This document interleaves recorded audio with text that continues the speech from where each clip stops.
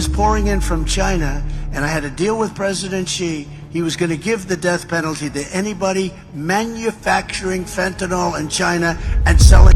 Same thing with Portland, speaking of that, because that's where we want it. But, I looked the other night, Saturday night, Portland is like burning to the ground, and these people are saying it's just friendly stuff. The whole place is burning to the ground. So we'll take care of that one. That's like an insurrection more than it is anything else. That's crazy. Portland's crazy. The fire at the old Northland manufacturing plant should have drawn attention. It was 2:34 a.m. on a Saturday in October, and flames were shooting 40 feet into the air from the abandoned factory on the edge of Willmar, Minnesota.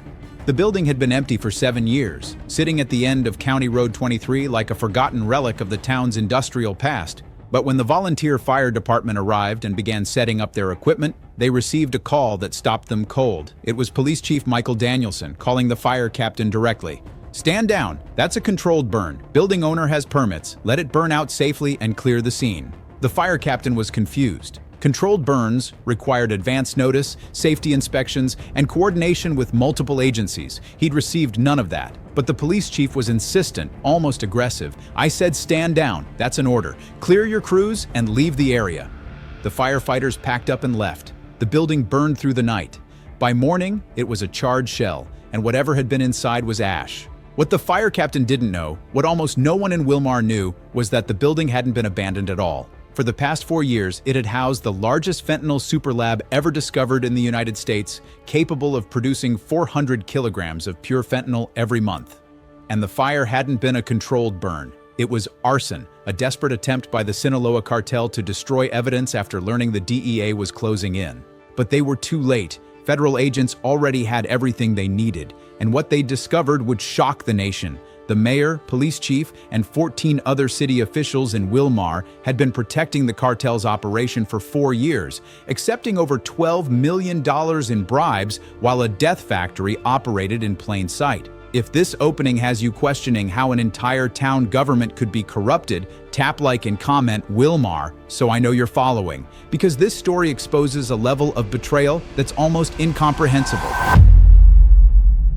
Willmar, Minnesota, is a quiet agricultural town about 95 miles west of Minneapolis, with a population of just under 20,000 people.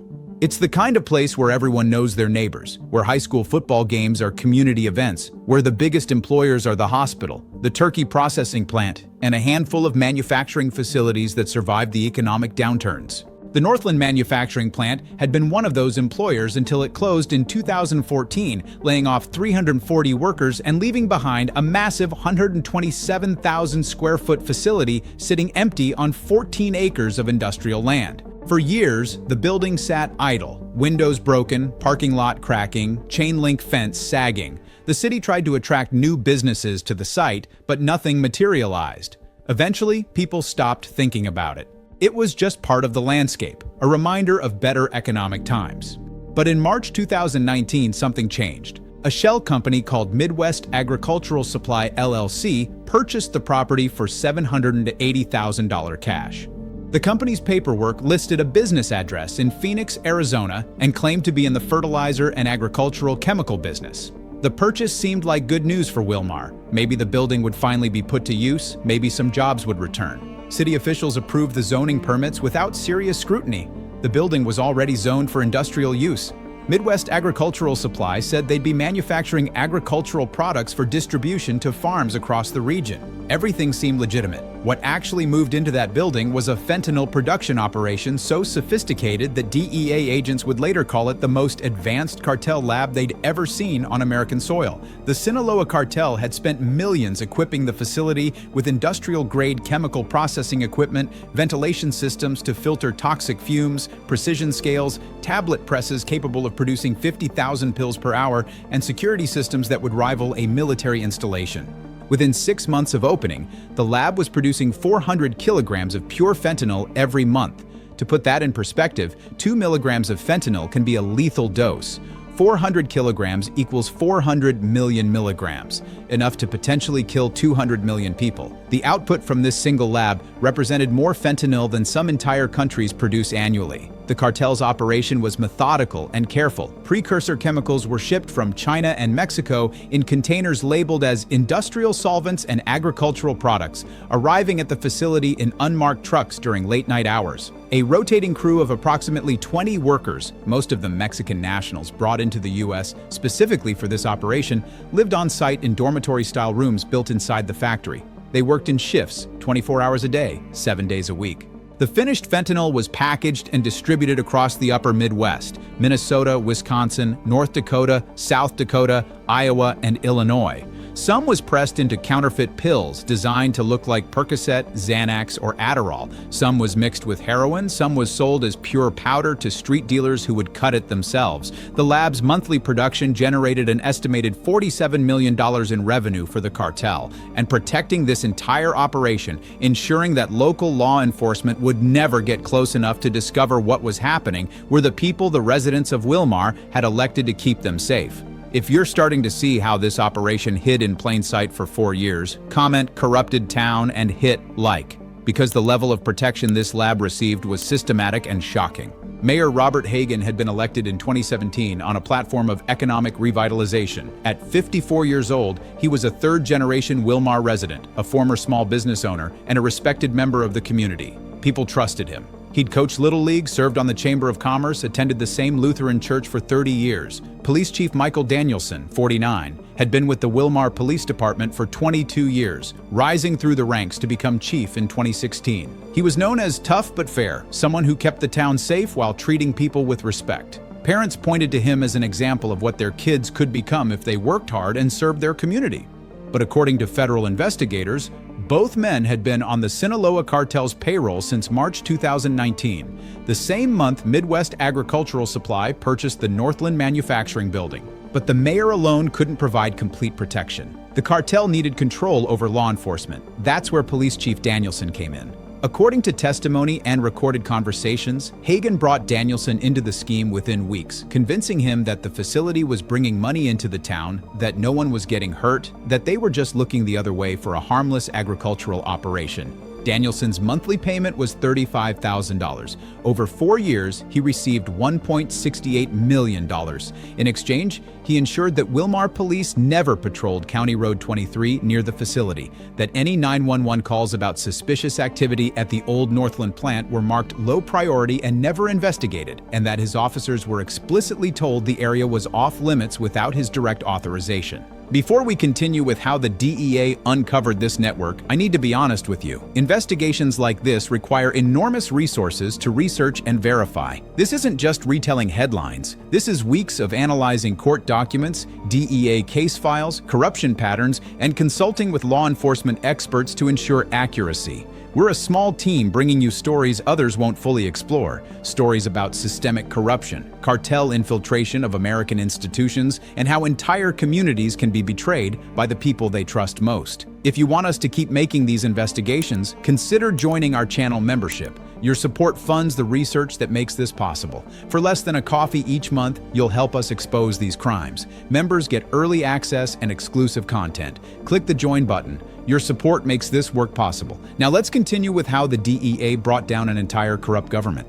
The investigation that would eventually expose Willmar's corruption began not in Minnesota, but in Milwaukee, Wisconsin. In June 2022, Milwaukee police arrested a mid-level fentanyl dealer who was moving an unusually large volume of product, approximately 80,000 counterfeit pills per month. During questioning, the dealer mentioned that his supply came from somewhere in western Minnesota, delivered by drivers who made regular runs. Milwaukee DEA took interest. Most fentanyl in the upper Midwest came from suppliers in Chicago or Minneapolis. A significant operation in rural western Minnesota was unusual. They contacted DEA's Minneapolis field office and began coordinating surveillance. Agents started tracking the delivery vehicles, following them on rural highways west of Minneapolis. The trucks led them to Willmar, and specifically to the old Northland manufacturing plant on County Road 23.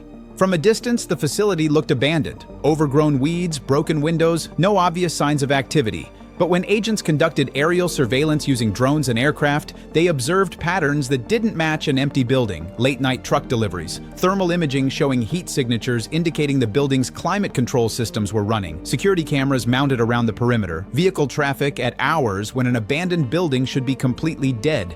What they also discovered, and what ultimately turned the investigation into something far larger than a drug lab case, was the suspicious absence of local law enforcement. Over 4 months of surveillance, DEA agents never observed a single Willmar police patrol car drive past the facility, not once. When agents cross-referenced police dispatch logs and patrol routes obtained through public records requests, they found that County Road 23, where the facility was located, had been designated a low-priority patrol zone. No explanation was given for why an industrial area would be low priority, but the designation meant officers were explicitly told not to waste time patrolling there. DEA investigators found this deeply suspicious. They began looking at the Willmar city government more closely. Financial analysis revealed unusual patterns. Several city officials had offshore accounts, unexplained cash deposits, and lifestyles that didn't match their government salaries. But DEA still needed to catch the cartel operation in action and arrest everyone simultaneously to prevent evidence destruction. The final raid was planned with military precision. On the morning of October 15, 2023, 6 days after the suspicious fire that had destroyed some evidence but not all, over 200 federal agents descended on Willmar. DEA, FBI, ATF, IRS Criminal Investigation, and Minnesota State Police all participated. At 6:00 a.m., tactical teams hit 17 locations simultaneously. The burned remains of the Northland manufacturing plant were secured. Even though much had been destroyed, forensic teams could still analyze the ruins. Mayor Hagan was arrested at his home, found trying to delete files from his computer. Police Chief Danielson was arrested at the police station, taken into custody by federal agents in front of his own officers. The 14 other corrupt officials were arrested at their homes and workplaces. In total, 16 city officials were taken into federal custody that morning. The arrests represented the largest municipal corruption bust in Minnesota history. What agents found in the ruins of the lab, combined with evidence from the officials' homes and offices, painted a complete picture. The facility had been producing 400 kilos of fentanyl monthly for 4 years, a total of approximately 19,200 kilograms. The DEA estimated this fentanyl had been distributed across 6 states and was directly linked to at least 340 overdose deaths in that region. Financial analysis showed that the cartel had paid out over $12 million in bribes to Willmar officials. Seized records showed the payment structure, the monthly amounts, and the specific services each official provided in exchange. But the most devastating discovery came when DEA analyzed Willmar Police Department records. Over the 4 years the lab had operated, Willmar residents had called 911 at least 27 times, reporting suspicious activity at the old Northland plant. Late-night trucks, strange smells, unusual security, workers who didn't speak English. Every single call had been classified as low priority, and not a single one had been properly investigated. The police chief had personally ensured that every complaint was buried. Residents who tried to protect their community had been ignored because the people they called for help were working for the criminals. The impact on Willmar was devastating. The town's entire leadership structure had been compromised. Every city council meeting, every budget decision, every public safety priority for 4 years had been influenced by officials on the cartel's payroll. Residents felt betrayed at the deepest level. At a town hall meeting held 3 weeks after the arrests, emotions ran raw. One woman stood, her voice shaking with fury. "I voted for Bob Hagan. I believed him when he said he'd bring jobs back. My son died of a fentanyl overdose 18 months ago. Now I learned the mayor I trusted was protecting the people who made the poison that killed my child." An elderly man, a Willmar resident for 64 years, spoke next. "I thought I knew this town. I thought I knew these people. How do we ever trust anyone again? How do we rebuild when the foundation was rotten?" The questions had no easy answers. Tonight, as we reflect on what happened in Willmar, several truths demand our attention. First, corruption can consume entire institutions when left unchecked. This wasn't one bad official. It was 16, working together, protecting a death factory in exchange for money. Second, small towns are vulnerable to cartel infiltration precisely because they're small. In a city of 20,000, compromising the mayor and police chief gives you nearly total control. There's no competing power structure, no independent oversight, no alternative authority to challenge the corruption. Third, the human cost of this betrayal extends beyond the 340 overdose deaths linked to the lab's fentanyl. It includes the destruction of community trust, the knowledge that for 4 years, residents who reported suspicious activity were ignored by officials paid to protect criminals. Fourth, we must ask ourselves, how many other small towns have been compromised?